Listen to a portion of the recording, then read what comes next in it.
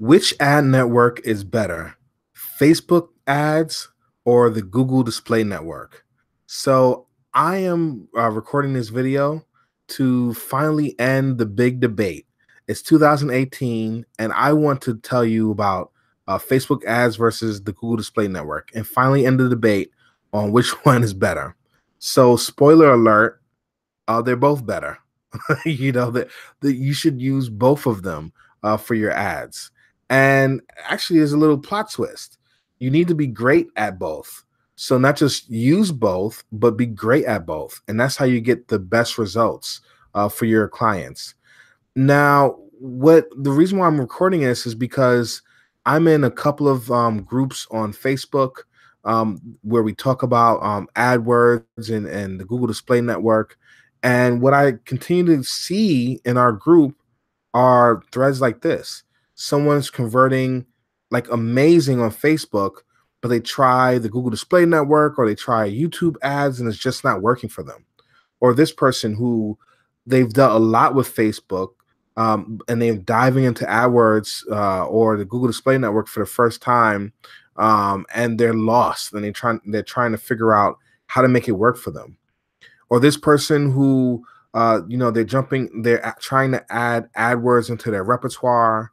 Or this person who they were certified 5 years ago, but now they're coming back into the Google Display Network and to AdWords, and they're trying to figure out, how do I get the results that I've been getting on Facebook? Or this person who they're generating a lot of business on Facebook and they want to expand into the Google Display Network, but they have no idea where to start. Or this person who they're experienced Facebook campaign manager, and they're trying to figure out what's the right way to use AdWords and the Google Display Network. Now, these people, I really love helping them on the groups that I'm on because they recognize that they should be able to get better results by expanding the networks that they're using. But I also meet a lot of Facebook advertisers who just completely disregard the Google Display Network, and they disregard Google search because they think it's too expensive, and they disregard YouTube ads because they think making it creative is too expensive. And what they're missing out on is reaching 90% of internet users. That's what the Google Display Network reaches. They understand that, hey, Facebook reaches, 2 billion people and growing. So I don't really need to reach out to anywhere else. I can also advertise on Instagram, which has 1 billion users. But, despite all of that, the Google Display Network is reaching those same people when they're outside of Instagram, when they're outside of Facebook, and it reaches 90% of users. It also, your ads will run against 2 million websites. One of those websites includes Reddit. So Reddit, with the recent stats I've seen, has a bigger audience than Twitter. And Reddit is selling their remnant inventory through the Google Display Network. And you can reach people there. You can reach people on premium websites like the New York Times or Fox News.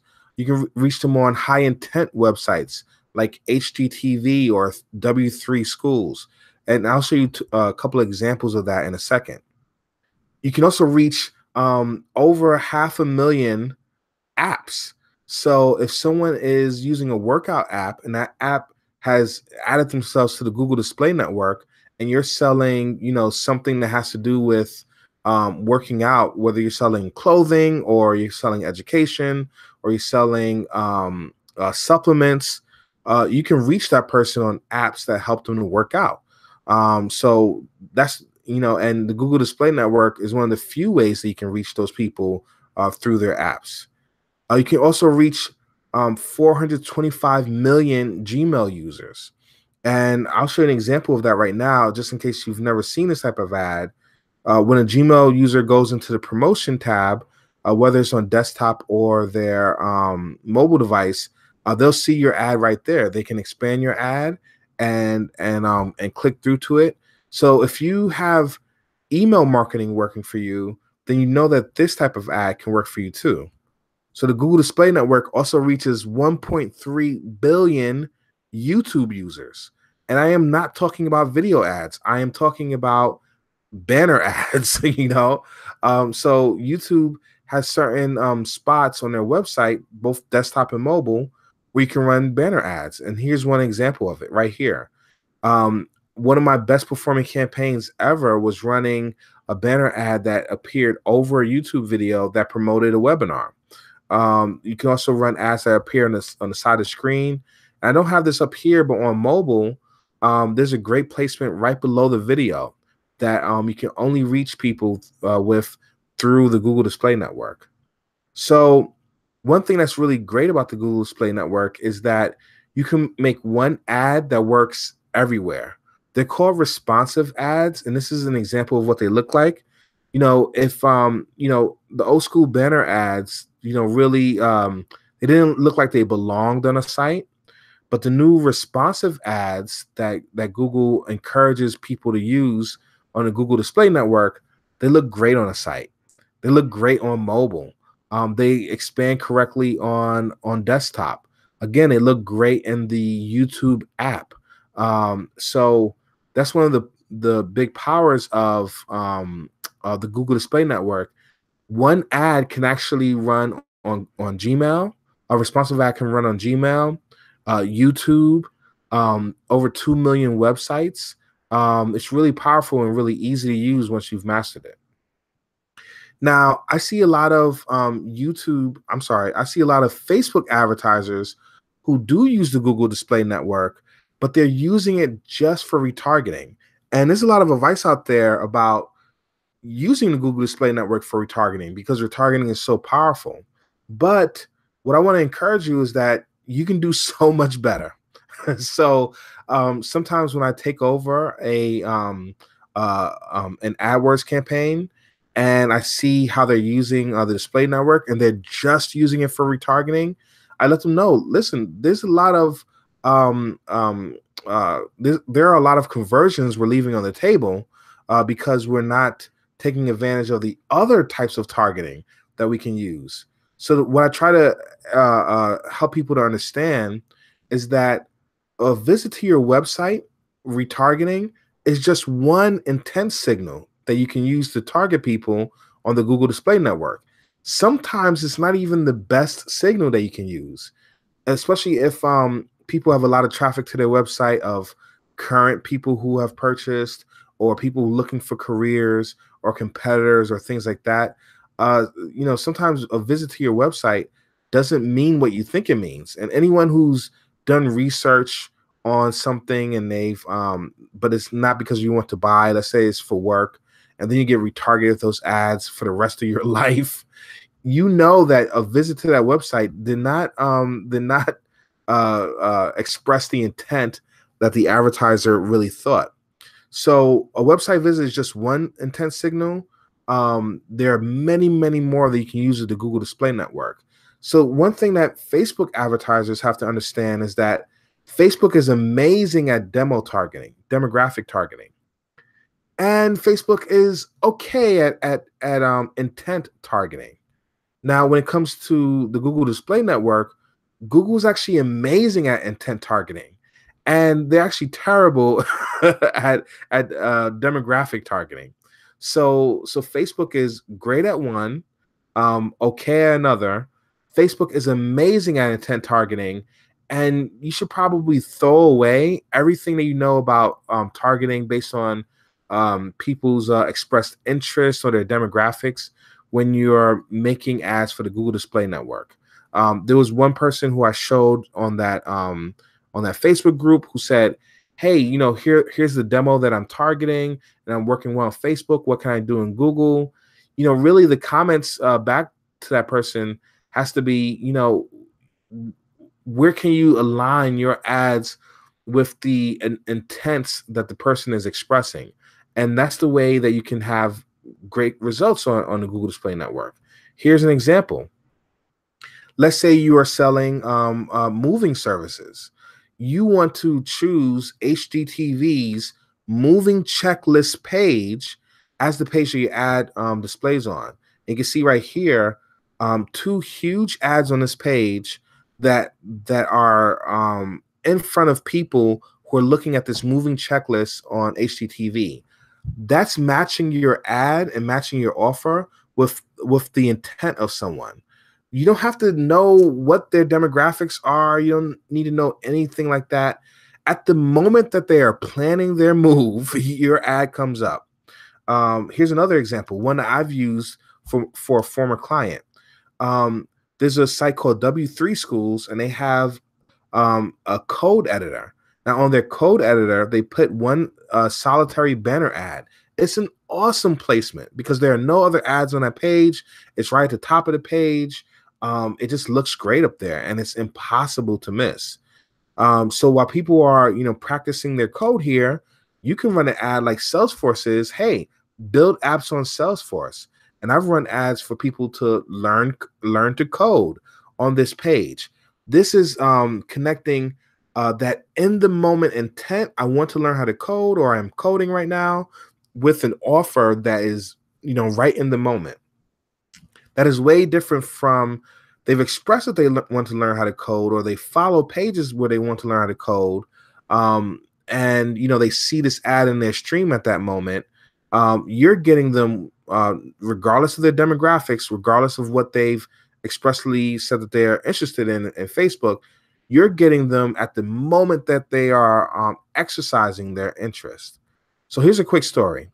Um, if you're a store selling bridesmaids dresses, and you have three women come in, and one woman is older and short, one woman is married and with children, and another woman is single and also just graduated from college. How do you know what dress to sell to them? The answer is you don't. No matter how much demographic information you have about them or what their likes are, you don't know what to sell to them until you ask them what brung you in here today. And when all three of them express that they're here because they have a traditional Jewish wedding to go to next Saturday, then you know exactly what kind of dress to sell them.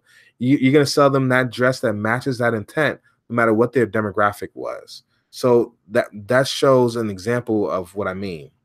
Now, I was an advertiser who advertised mostly in search that was high intent, and I really disregarded the Google Display Network. I used it mostly for retargeting, to stay in front of people after they've done a search and they've gone to my website and they haven't taken us up on our offer right away. So I actually saw back in 2014, I watched this live webinar from the Google Partners channel, where they went over how to unlock the display network for clients with performance goals. One of the best headlines I've ever seen. This smacked me right in the head. I said, I have performance goals. I would like to learn how to use the Google Display Network more. And what they went through in here really opened up my mind. I said, what if I can use the Google Display Network to reach cold prospects and get them to convert without retargeting? What if I thought about retargeting as just another intent signal and tried to better leverage the other intent signals to get people right away? So I did a lot of testing at my current client, at the current client at the time, and then at my next job. I did a lot of testing of the Google Display Network. I tested over 4 years. I've tested things like targeting and how targeting should work, and we already talked about that. And I found that there's a lot of targeting options and that they give you for the Google Display Network that simply don't work well. And there's others that are hard to use, but they work really well. One quick example is keyword targeting. You would think that keyword targeting on a page would help you to have results where your moving company can show up on a moving checklist page, but not the case. Google uses broad match for keyword targeting in the Google Display Network, so you end up on pages with synonyms that have nothing to do with your business. So I had to learn that the hard way, and I really learned what it takes to have what type of targeting it takes to have results in the Google Display Network. The second thing is ad design. Now, this is something that, that surprised me a lot. With ad design, in Facebook, beautiful and clever ads work. Ads that get you to stop scrolling for a second, take a look, and then actually engage with the ad. Engaging ads work on Facebook. The type of ad design that works with the Google Display Network is really clear, very simple ads. If you are selling a red sock, your ad should say red socks for sale. And it should be a picture of a red sock. And that's about it. A very clear picture of a red sock. Um, I've worked with clients who wanted to put their logo on the ad, or their logo really big on the ad. I'm a fan of not having a logo on the ad, not because I think that's a better ad, but because I've tested it and I've seen that that's what works. So ad design is really important and really different than what you find on Facebook or what you find with most banner ads. The next thing is the type of offers that you need that work on the Google Display Network. I already told you that one of my best performing campaigns was a webinar offer that was against a YouTube page. Um, Offers for more content work really well on the Google Display Network. So a blog post and actually letting them know in the ad copy, hey, blog post, and here it is. A headline that promises some type of new insight or news. These type of offers work really well for the Google Display Network. And then the landing pages are very different than landing pages that you'll find when you're running Google search ads or even Facebook ads. You don't want the traditional landing page where you've taken away navigation and you're trying to get them to do one thing. Instead, you want a landing page that is giving, a lot of valuable content, and then you ask them to upgrade and sign up for something through that content. And those are the type of quote unquote landing pages that work with the Google Display Network. You actually want your ad to feel like, they've clicked on just another content feature on the website that they're on, and to go to, a great piece of content that was even more interesting than the content that they were originally on. And then they can decide whether they want to take you up on an offer to sign up or buy. Another thing I had to learn was the bidding. I used to do all of my bidding myself, and I used to bid up based on you know uh, your location, or bid down based on whether you visit the site or not. And I've had to learn that automated bidding actually works way better for the Google Display Network than it does with, let's say, Facebook and their automated bidding. I wouldn't recommend a lot of the automated bidding options for Facebook, but I highly recommend it for the Google Display Network. Again, that's because of testing and seeing great results from it. So these are, a lot of the mistakes people make with the Google Display Network. Number one, they ignore it because they don't realize how big it is. Then when they use it, they try to use it in the same way that they've been using Facebook, and they don't realize that the targeting and the ad design and the offers and the landing pages need to be really different and specific when it comes to it. So I hope you learned a lot from this. If you have any other questions about what it takes to have run great ads on the Google Display Network, just leave a comment in this video and I will answer them for you. Thank you so much.